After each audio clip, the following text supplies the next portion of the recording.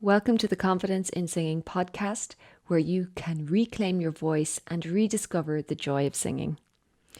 I'm Aideen, and my guests include singers and voice experts who share their insights and journey to encourage singing for health, happiness, and fun.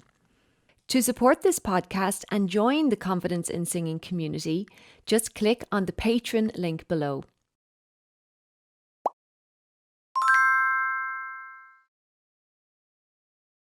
Welcome to the Confidence in Singing podcast. I'm Aideen, and my guest today is Irish singer-songwriter Maria Butterly. Hi, Maria. Hi, Aideen. Thanks for having me on your podcast today.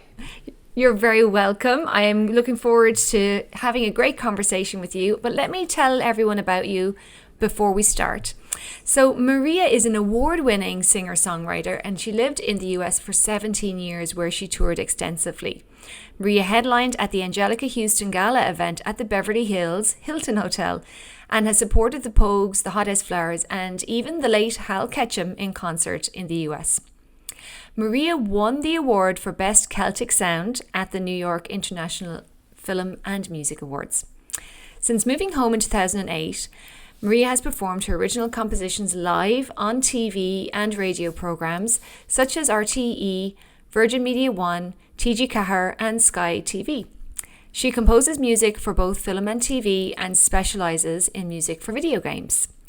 Maria is also a teacher and teaches a songwriting workshop called Music is the Gateway to Wellbeing. She has released 3 albums and recently released her new single, Hero, which addresses the issues of antisocial behaviour and bullying and was inspired by her work with the youth of today.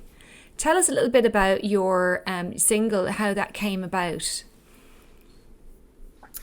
Hero, I guess at first I had written it, kind of the lyrics, after working with a lot of teens and young people.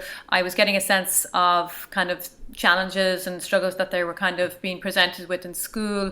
When I teach them, you get to know them quite personally, and they do open up to me because I'm trying to draw them out when they're here for their music lesson, whether for vocal lessons. I can see in their body language that if they're kind of challenged at school, or if there's something kind of, distant, you can see it in their body language, you can hear it in their singing performances as well. So I worked on that. I suppose that's why I titled the songwriting, to a gateway to the well-being, because music is a creative outlet, not just for creative side, but for, stimulating the mental side and emotional side and opening that up for the channels. So Hero came about, I guess, I decided, maybe to theme something on that.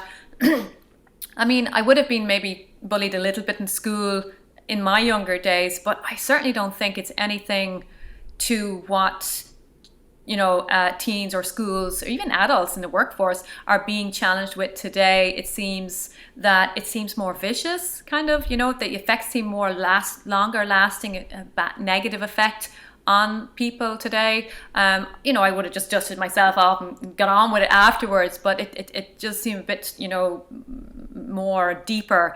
It goes a lot deeper, I think, for the kids today in school. So I guess I themed the story around that, and the story, which you would hear in the lyrics is a young teen coming home from school crying, being called names, and she then one night dreams up a fictional character, which is an internal or external a hero kind of representation of oneself, to I suppose to dream up a hero character that will maybe challenge and address the bullies in school. So that's really kind of, but it's a positive upbeat. It's not too really on the negative, even though it touches on a very hot, important issue. It is quite an upbeat song, and the chorus reinforces like a positive message to say, you can stand up, you can fight for and be strong, come for the night when the hero, strikes their tongue, because the tongue is like the deadliest weapon. I originally titled it Weapon of Tongue, but I thought maybe that was a bit harsh of a title for, trying to relate to the teens, and I didn't want to use a weapon as a negative kind of connotation on it. So I turned it around to be a hero, So well, it sounds like that's a really, really great. tell us a little bit about your journey as a singer, because for my audience, the confidence in singing audience, we're really wondering like a little bit about where you got your confidence from and what it is that brought you to music, where your love of music came from. And we'd love to hear a little bit about your journey. Okay, thanks. Well, for all the listeners out there, I have to say I wasn't always a good singer. Certainly it took, I suppose I went around the long way doing things. I never took the easy road. I didn't have a choice. But I had in '94 I got a green card, you know, which there was a lot of visas given out at that time in the lottery nearly, and I got one. And I had a sister living in New York. I had tried here. I wasn't very confident here. I would sing in the bedroom, and I wouldn't even sing in front of my family, you know. God forbid they'd give me a critique, it would crush me. But so I didn't have a lot of experience playing out, you know. So until you do, you know, you really have to be willing to expose yourself and just expose your rawness, your vulnerability, and make mistakes. You know, people say, I can't do that because I have to be perfect. You know, that's not the way to think about it. You know, if you ever get someone, you know, in to clean your house and they'll say, I can't bring the cleaner in, you know, because our house is filthy. We have to clean it before we bring the cleaner in, you know. Or if you're, let's go jogging. Oh, I can't, you know, I can't climb a mountain because I've never, you know, I'd have to, you know, get fit to try and get fit. It's the backward kind of thinking, but my confidence really came, I suppose, when I went to America, because I went quite young, and I was actually a hairdresser before, hence my colours.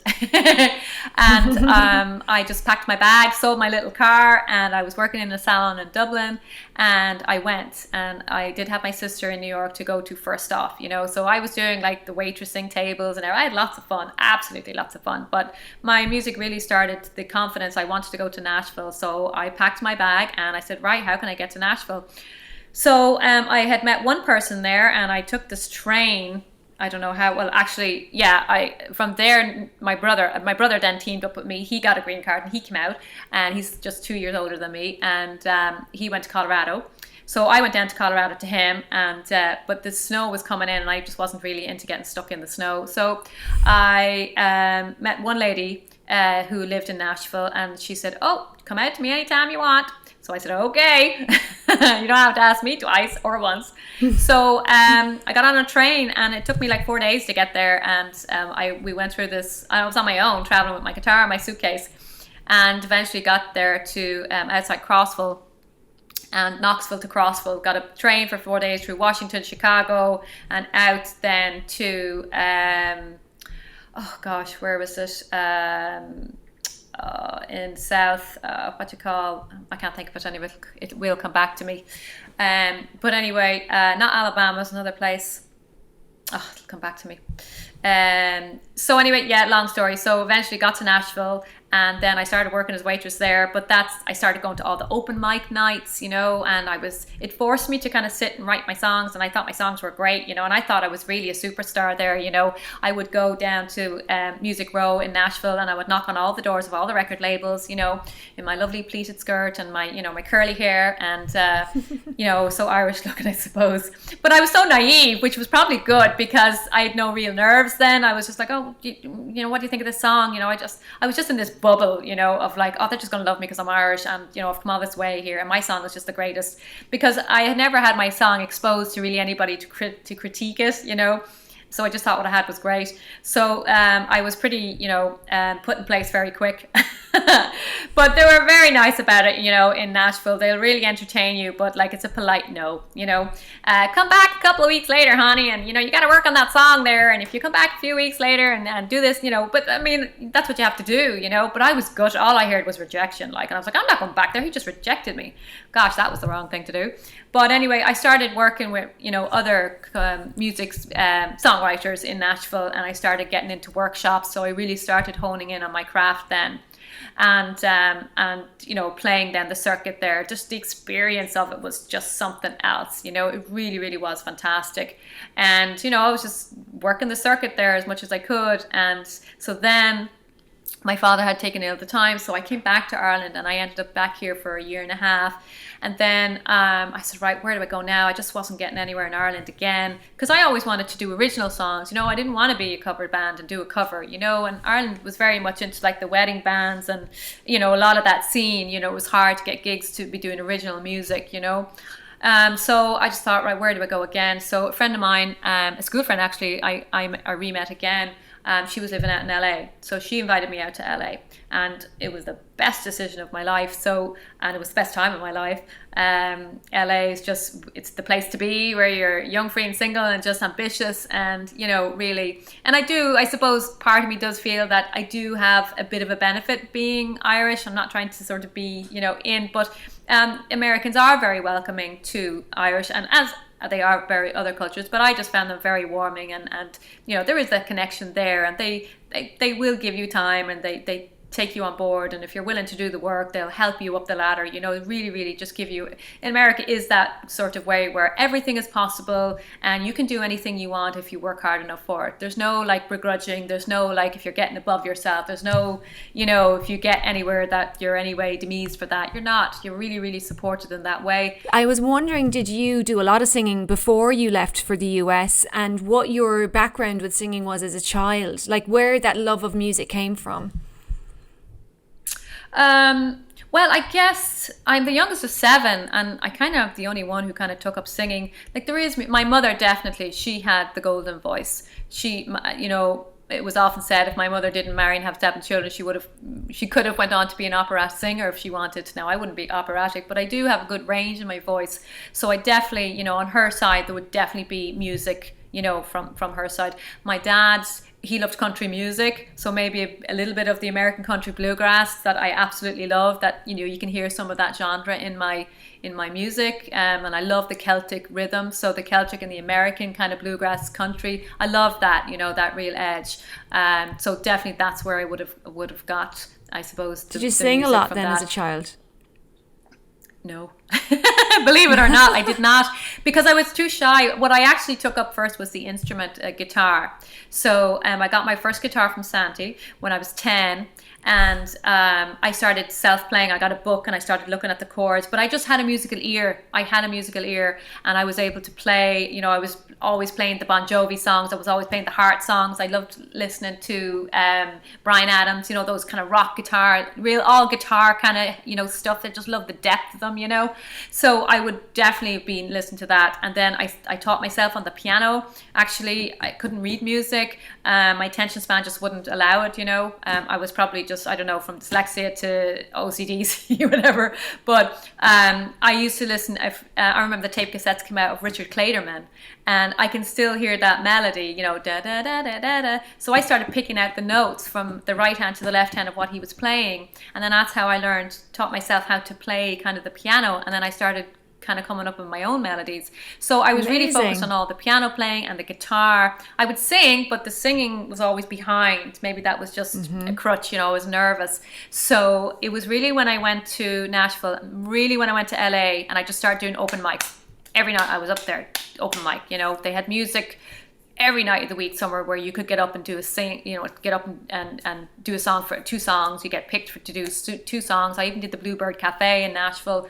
And that's really where I started learning my mistakes, what it was like to be on stage, what to do, what not to do, how I sounded, what worked, what didn't work. So that's how I was starting to really hone my craft, just get out there, sing, get up into the open mics, and then I started, I got together with another guy. He played another instrument, mandolin, and he showed me 2 chords on a mandolin. So I decided, right, I'm a mandolin player. So I picked up mandolin. I started teaching myself the mandolin.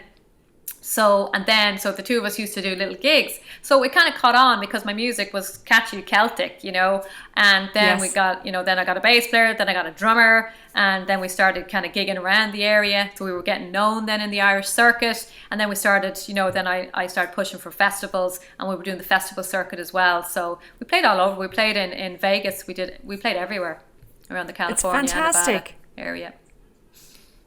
That sounds like you've had a lot of fun while you were there. Why did you ever come back to Ireland? I know. Listen, when you leave your 20s, your 30s, your 40s, and it was kind of a fluke that I came back. It wasn't like a full decision that I just decided to come back and that was it. I came back I did a tour here for like 3 months. Then I stayed for 6 months, and then then my mom, she had kind of started to slow down in her age, and start to get on well. So I decided then I would stay a little bit longer. But I was still kind of going back and forward. I still leased out my apartment. I was still hanging on. I did a lot of the conventions there. There was like the NAMM show, which is a big music convention there. I was sponsored by a lot of big music, like Samsung Company. I got my guitar sponsored, from NAMM, from Garrison Guitars. So, I was building up my name, so I still didn't want to leave that. And I still don't. I still kind of go back and forward. People say, when are you coming back? But I guess as I started to settle here a little bit, it just kind of happened. It just slowly kind of happened. But for me, where I'm at now, I think it was the best move for me personally to come back. I'm very happy at home. I wouldn't want to grow old in California. I think to be a bit more settled here, it's just a little bit slower pace for me. It's just easier. I would have had to hustle a long time and continue to, maybe, I don't know if I would have branched on to composing for visual media if I hadn't come back home here. Funny enough, it kind of just came to me when I was back home here. Otherwise I would have just pushed for the gigs. And that can take a toll on you after a while, Yeah. So I've burnt out quite a few times.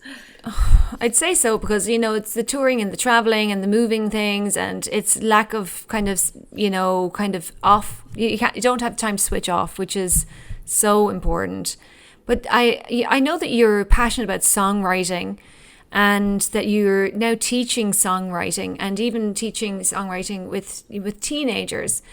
I'd like to encourage my students, to, like, I kind of put the hint there, maybe you'll start songwriting as well, because I feel like there's a lot of people who have this, they feel a kind of, I'm a songwriter is this type of person, and that, you need to have, be, amazing at songwriting to even attempt it, which I think blocks people from exploring songwriting as something that anybody can do, the way that anybody could pick up a paintbrush almost and have a go.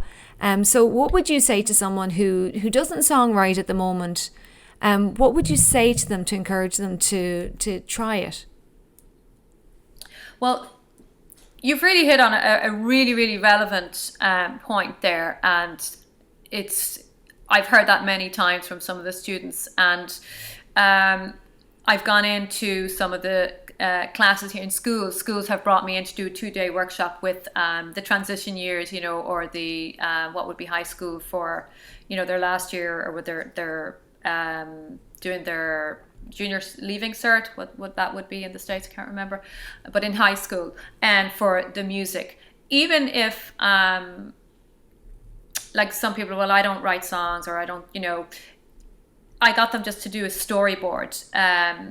You don't have to be musically inclined. You don't have to have the talent to know how to write lyrics or melodies. And that's the whole idea of my workshop, is that I go in and I'm drawing out and finding out, what is your thing. There is some interest there. They don't know, and maybe they do have the talent for it, but they just don't know how to reach it. They don't know how to tap into it. They need somebody to be able to show them, to bring that out. Like the classes that I've done, they're like, well, I don't sing, I don't do this, and I don't know how to write. But at the end of it, like, as a group together in the class, which kind of they're not like subjected to be on their own. They work as a group, and I put them into little groups, and you say, right, let's think of a theme for the song. Maybe, what's the theme for your school? So each person is contributing something to it. They're working as a group as opposed to be on their own, and everybody's included. So if there's somebody in that group doesn't have, well, I don't know how to write, maybe somebody in that group does. So you put them together to show them how to do it. Say somebody might have melodies, the other guy might be just a lyricist, or he might be good on rhythms, or he's good on the technology side. He can set up the software recording, he's good on the media, he can get all the stuff out on social media. But the songwriting, so I teach them how to do the creative writing, how to draw out their thoughts and put them down on paper, to get the ideas out. When they see that out on paper, then they start seeing it come together. The melodies, I show them melodies. We listen to different songs. We take apart some songs. What makes a good hook? What makes a good riff? What's an ostinato? Can it be lyrical? Can it be with rhythm? Can it be with words? So there's all different, like Eminem, he can have something going on just on a rap. He could have something like, Queen, We Will Rock You. There's no music there. That's just your foot, your rhythm and some words. We will rock you. How amazing is that? Jaws, the music for Jaws is two notes that made that music guy a millionaire. Two notes that made that whole film. It was like da da da da, C to D or whatever it is. Do you know what I mean? So it's really, really easy. So when they start seeing that, I present to them different little parts of songs of how it can be done. Just simplifying it down so that they see that it's accessible, that it's doable. Simplify it.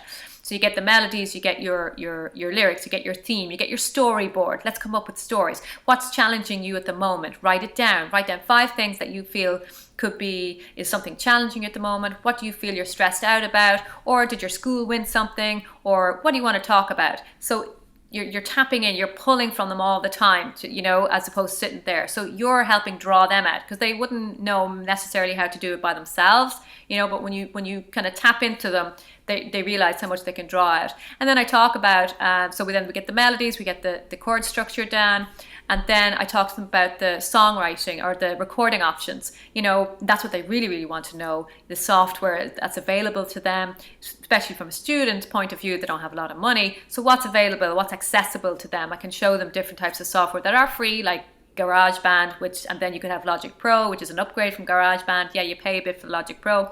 And then I show them what's available on these softwares to help them, even if they're not a musician. There is sounds that they can just use with a little MIDI keyboard to be able to trigger the sounds that are in the software. They can have guitar or violin or bass or drums, anything. So they can make music loads of ways to experiment with that.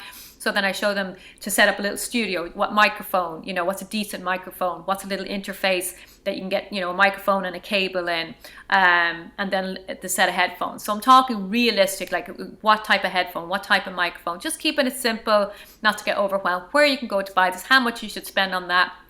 And that's all you need for a little studio, and then the recording options, and then the business of songwriting as well. They need to know, you have a great song. Where do I go now? What do I do? How to protect your song, a little bit of copywriting. Do you do all this in one workshop, Maria? Yeah, I do it in 2 days, 2-day workshop, 2 full days. Okay. I was thinking, gosh, if you tried to give so all that information pointed. in one day. Yeah, I just, you're just tipping, but you'd be surprised, because you're there for them for a full day, 6 hours, manage their lunch. And then the second day, the first day is all about the songwriting, the melodies, the lyrics, and the songs. We get that. And then the second day, you'd more or less, the class I just did last week, they were quite amazing now. And by the end of the first day, we had, 2 verses and a chorus and a melody. And so once I have the lyrics, the melody to me is the easiest thing to get them to do. The lyrics is always that bit trickier, but they had great little lyrics, rhyming it and everything. And then the second day, then we're talking about the recording elements, and then the business of songwriting. And they just eat it up, because they want to know what's the networks we can get into. How can you make money from your song? You can get song placements. You could place your song, license it out to get into a TV series or a Netflix, or to license it, to make them soundtracks, and you can make money that way, So, and then the networks that they can get involved in, where they get their music, how to get it out there once you have a recording, an MP3, and then how to send it out on social media as well, just to get a little bit of notice. It's fantastic. It's very comprehensive then. It sounds comprehensive, but very doable. I'm just giving you the real details, I suppose, elements of it in 5 minutes. But yeah, so it's on my website. People can check it out. I do online workshops. I do all around the country here in Ireland. So that way, that has taken off for me, which I'm happy to do, because it's an easier kind of workflow for me, and because I've spent 30 years gaining all that experience and all that knowledge. So to be able to give it to them firsthand, I know what I'm talking about. So I've lived it. I didn't come straight out of college thinking, I think this is how you do it. I've lived it. I've worked it. I know the do's and the don'ts, so they could save themselves a lot of time, but the young ones today, they have so much talent. Gosh, they're so, the stuff they come up with that, it's amazing. I would not have been that quick years ago. So it's amazing to work with them. I think we were all a little more shy.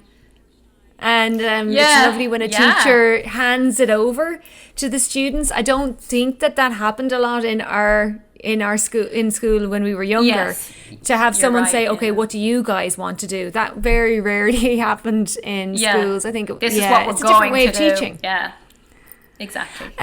What advice would you give? Because you've been through it all, you know, when it comes to like getting your first record out and things like that. Is there any do's and don'ts that you would like to share with our listeners today?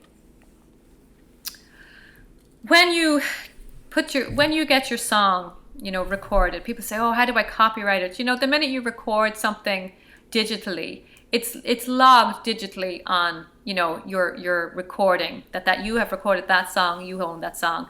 Register your song. There's I know in the States you can register your song with ASCAP or BMI, and also in Ireland there's IMRO, which is the Irish Music Rights Association. So they will help you when you become a member with them. They will help you, you know, with all of that. So that's the first thing I would do when you get your song, you know, just claim ownership of it. If you have written it with somebody else, then you put both names on 50% each, you know, because you make your money anytime it gets commercially played on a radio, or if it gets into a licensing on TV or something like that. You know, you want to make sure all your paperwork is done. And then, you know, have a little video to your song. I think that's the quirkiest way what I'm seeing teens do now, is put a little video to that song, because it helps drive, the visual helps drive the song. You know, and there's so much, they know all about social media that they can put it up on, from Facebook to Instagram to TikTok. I mean, there's so much more stuff available to them to get it out there. You know, you don't need a label to get your music out there. That's the fun thing too. You have a studio at home you can set up. You can do it all independently, you know. I think that would, but you know, do it. Just go do it. Don't be wasting time thinking, oh, I can't, it's not right, it's not ready. Even the stuff I've put out, I think, oh, you know, I really need to do that again. If I had a chance again, you know, I'd do this, that, and the other. But you just got to get it out there. Put yourself out there. Don't be afraid of the knocks. They're just people's opinions. It doesn't mean it's fact, you know. At the end of the day, you're putting your work out. But it doesn't happen overnight. The more you do it, that's how you learn, you know. Yeah, but just get out there and do it. Don't let anyone else say your creativity is not ready. Even if it's not ready, just keep doing it. You know, eventually it will be. That's how you get the experience. Like I said, I went to all the open mics, you know, that's how I did it. That's how you did it, just by purely throwing yourself into performances. Yeah, and networking, I suppose that would be the biggest thing I would say.